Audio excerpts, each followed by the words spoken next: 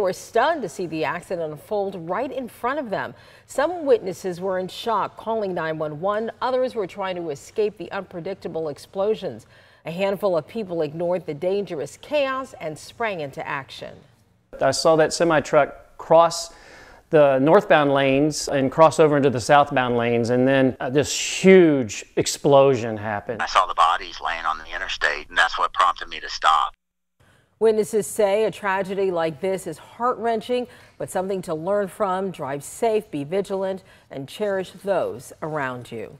Stay with News Channel 5 on air and online with our news app for any new developments as the investigation into this tragic crash continues. A crash leaves 5 people injured in Boynton Beach. This happened on Lawrence Road, just south of Hypoluxo.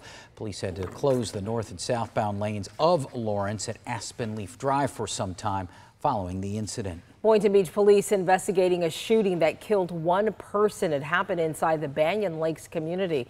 We know a man who police are not identifying was rushed to a nearby hospital after suffering from a gunshot wound. He was found in a parking lot off Stonehaven Drive and died at the hospital. If you know anything about this incident, you're asked to call police. Port St. Lucie police need your help tracking down 2 burglary suspects. Police say 2 white men tried to enter the Walmart Fresh Mart gas store on Southwest St. Lucie West Boulevard. This was on Christmas Day around 6 o'clock. One of the suspects went to the back of the gas station to turn off the power. Both men ran away when the alarm sounded. If anyone has any information in this case, call Treasure Coast Crime Stoppers. An update to the man found shot in a Fort Pierce parking lot on New Year's Day. 18-year-old Jamal Booker of Fort Pierce has died from his injuries. The suspect, Amir Tafari Muhammad of Palm Beach County, has been arrested in Miami. Booker was found shot and unconscious in a parking lot in the 1200 block of North 29th Street on January 1st. The investigation is ongoing. A memorial service today for Anita Sewell Spence. Family and friends gathering at Mount Calvary Baptist Church in West Palm Beach. Sewell Spence, the first African-American TV news anchor in the Palm Beach Treasure Coast market back in 1974. She died on Christmas Day of unexpected lung and heart complications caused by a pulmonary embolism. Anita Sewell Spence lived in West Palm Beach. She was 68. The standoff over border wall funding continues as the partial government shutdown enters its 3rd week. Negotiations continuing this weekend at the White House with Vice President Mike Pence and Homeland Security Secretary in a meeting this morning. President Donald Trump says he will not budge from his more than $5 billion request for border wall security. He also says he could declare a national emergency to bypass Congress and secure money for the wall. We want $5.6 billion, very strongly. This is national security we're talking about. We're not talking about games. We're talking about national security. The impression you get from the president that he would like to not only close government, build a wall, but also abolish Congress. Nancy Pelosi also says that the House will pass individual bills to reopen closed government departments, starting with Treasury to ensure Americans receive their tax refunds on schedule. Well, there will be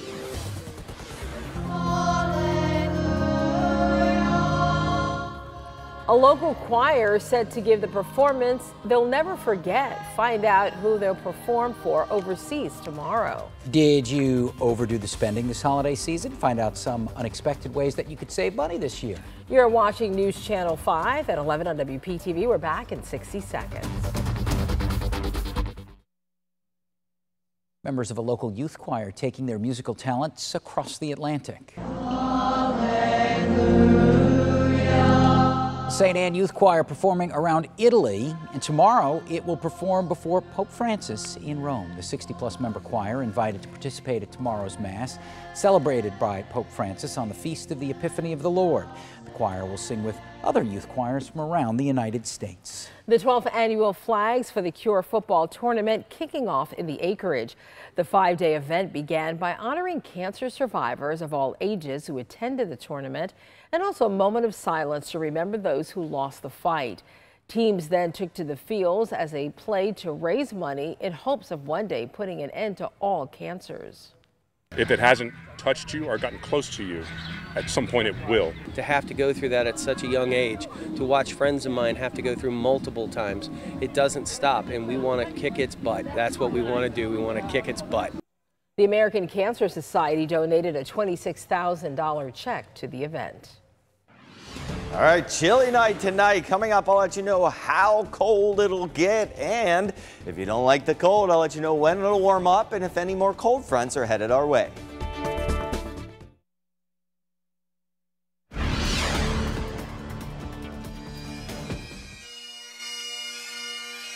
A California police officer killed in the line of duty, hailed as a hero. Thousands of people attended the funeral today for Corporal Ronil Singh at a church in Modesto. He was remembered as a hard-working immigrant who became an officer in a small town. He was shot to death in late December after pulling over a suspected drunk driver. He was trying to break up the fight, and this guy came out of nowhere and started shooting. An update to a shooting at a Southern California bowling alley. 3 men were fatally shot, 4 hurt after a brawl at a popular LA area bowling alley. This happened in Torrance late last night. Robert Meekins and Aston Edwards among those killed, both men 28 years old. Police have not yet identified the third man. No suspects have been identified. A close call for an Oklahoma State trooper shows why you need to slow down in icy weather. The officer pulled over after spotting a crash. Now, after another officer stopped to help, his vehicle was struck by a vehicle which then struck the stopped pickup truck, and the officer was almost hit. No injuries were reported. Most of us probably spent a little more than we wanted to over the holidays, so saving money in 2019 could be on your to-do list. Annie Taylor has some unexpected items that we can cut back on to save hundreds this year. Instead of canceling your Amazon Prime membership or cutting the cord, there are simple ways to cut back and save. One thing we all hate to do is wash the dishes, but when it comes to drying the dishes, reach for a dish rag instead of paper towels. Getting rid of those disposable items altogether this year, you'll save a lot of money because a 4-pack of dish rags at Target, $4. But a paper towel roll that you go through once a week, 99 cents. So save yourself 52 bucks a year. Usually when we leave our house, we are in a rush, but before you leave, check your thermostat because money could just be slipping out of your pockets and you didn't even realize it. Depending on the season, turn it up a few degrees or turn it down a few degrees, and you could be saving a lot of money on your utilities throughout the year. When you hit that afternoon slump, so many of us grab a snack or maybe a pack of gum or even a soda from the vending machine. But before you do that, you should know that $2 a few times a week adds up to about $300 a year.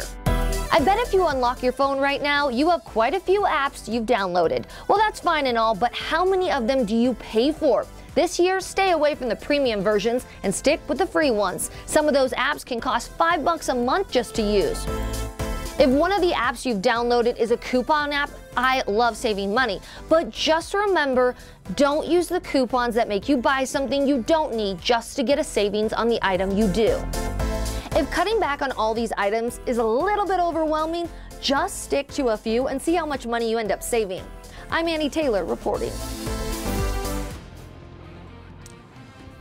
All right, cooler weather returns to South Florida. Right now, 62 degrees in West Palm Beach. North-northwest wind at 10 miles per hour still, making it feel a little bit colder out there. That cold front down to the south, open up the gates there from northwest wind, drag down some cooler air, and that's what we're seeing right now. And it's going to be a chilly night tonight, but not terribly cold. It's about where we should be this time of year, especially tomorrow afternoon. So basically clear skies, maybe a few high clouds. 53 now in Vero Beach. 63 in Boca Raton tonight. Here's the forecast lows for tomorrow morning. We're talking 55 in Boynton Beach waking up, 56 in Boca, 54 in West Palm, 53 in Wellington and Jupiter, 40s around the lake, 40s also along the Treasure Coast, 47 in Sebastian, Vero Beach, 48, Fort Pierce 49, Port St. Lucie hovering around 50, 46 in Okeechobee, Stewart 52. High temperatures tomorrow, look at this, oh, absolutely beautiful. Mid 70s for highs, very low humidity, so it's going to feel nice out there. Not as windy either, so if you don't like the chilliness, in the sun. It's probably going to feel warm to you with the sun's rays beating on you there. It'll heat you up pretty quickly, and without the wind to cool you down. We're going to have a lot of sunshine, really hour by hour forecast, nothing but sunshine throughout the day. I think around noon or so, we're going to start to blow in a few clouds, but nothing really to make it mostly cloudy or anything. We'll just see a few more clouds blow in off the ocean. High temperatures topping out into the middle 70s, so an absolutely beautiful day out there. So there are the clouds lingering offshore. As soon as the wind turns onshore, we blow those onshore here. Not enough to squeak out any rain or anything, just a couple of clouds blowing in from time to time, fair weather clouds. We need the rain though. We're still in this drought condition, moderate drought for our entire area. In fact, all the way from the Cape southward, the east coast, Florida, and back to the lake, looking at drought conditions, and that's going to continue because we don't really have rain chances for the next week. High temperatures will start to climb here, will moderate some, but then another cold front comes on Wednesday and temperatures drop once again after that. The muggy meter looks fantastic, comfy all week long, even borderline dry by Thursday. Boating forecast looks better. The wind's coming down and the sea's slowly coming down too. The beach forecast